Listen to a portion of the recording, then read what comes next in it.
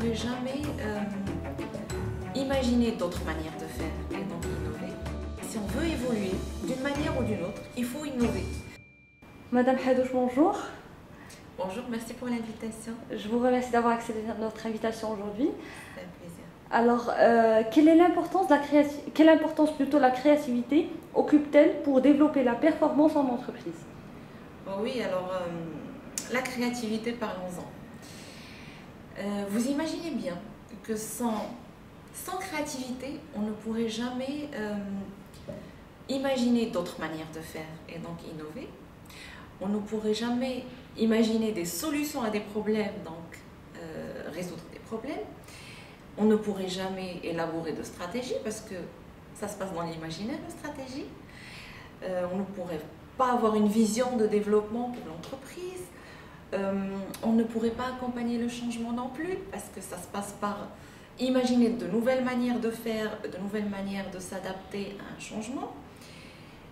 Et aussi, c'est la créativité ou être créative déjà dans la manière d'aborder ces tâches permet de casser un peu la monotonie et de rendre le travail plus agréable au jour le jour. Et donc finalement, on est plus dans le rendement, on aime ce qu'on fait, on est motivé. Donc on a tout à gagner à travailler sur la créativité dans l'entreprise. En quoi consiste donc le coaching créatif? Alors le coaching créatif, ça fait partie de tout un module d'accompagnement. Il y a un volet qui est le management créatif, il y a aussi le leadership créatif et il y a aussi l'accompagnement à la créativité.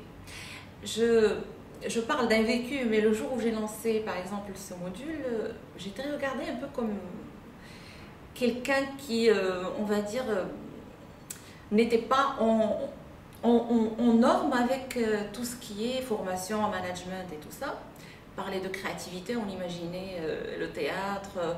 Non, c'est réservé aux gens qui font la communication et le marketing. Or que, avec le temps, on a appris à intégrer le coaching créatif au sein de l'entreprise ou le management créatif au sein de l'entreprise. Pourquoi? Parce que ça se passe à plusieurs niveaux.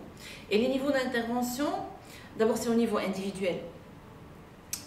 On travaille avec les personnes par rapport au déblocage, sur tout ce qui est, on va dire, idées limitantes, tout ce qui peut limiter l'imaginaire et empêcher les gens d'être créatifs et donc d'être dans le rendement et dans la génération de nouvelles idées. Le genre d'idées qui sont plus dans le jugement ou dans l'autocritique, du style mon idée ne sera jamais assez bonne pour les autres, je vais être jugée, ça ne va pas être accepté, je vais être ridicule. Et donc on accompagne les personnes sur tout ce qui les empêche d'être dans la créativité et dans l'imagination de nouvelles solutions, de nouvelles manières de faire les choses. Ça se passe aussi au niveau du management, de l'opérationnel, le décisionnel. Disons-le, le management sans la créativité serait complètement ennuyeux. On serait en train de faire et refaire les mêmes tâches et donc on ne va pas évoluer. Si on veut évoluer d'une manière ou d'une autre, il faut innover, soit dans les process, soit dans la manière de faire les choses, soit complètement changer au niveau de la stratégie et du décisionnel.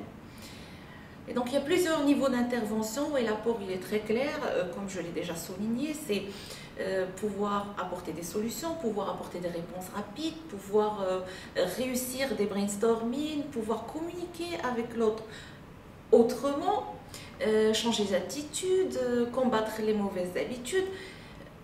Tout ça, s'il n'y a pas de créativité, même un problème on ne pourrait pas le résoudre. Quels sont donc les bons réflexes à adopter pour stimuler sa créativité au quotidien? En dehors des activités reconnues pour ça, c'est-à-dire la musique, le théâtre, la peinture, tout ce qui est considéré comme artistique et qui peut permettre de développer un peu le sens de la créativité et de l'imagination.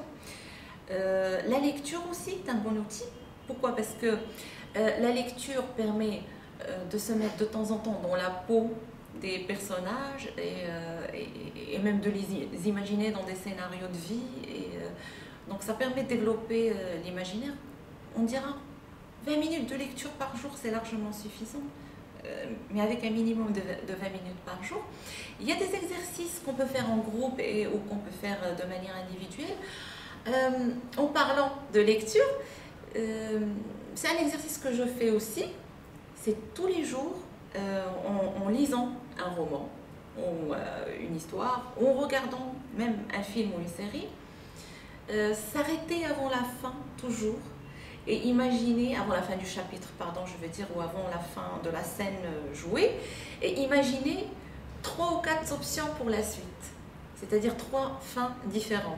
Ça permet de développer, c'est un exercice comme un autre qui permet de muscler, parce que c'est comme l'esprit et la créativité, c'est comme un corps physique finalement, avec l'entraînement ça se muscle.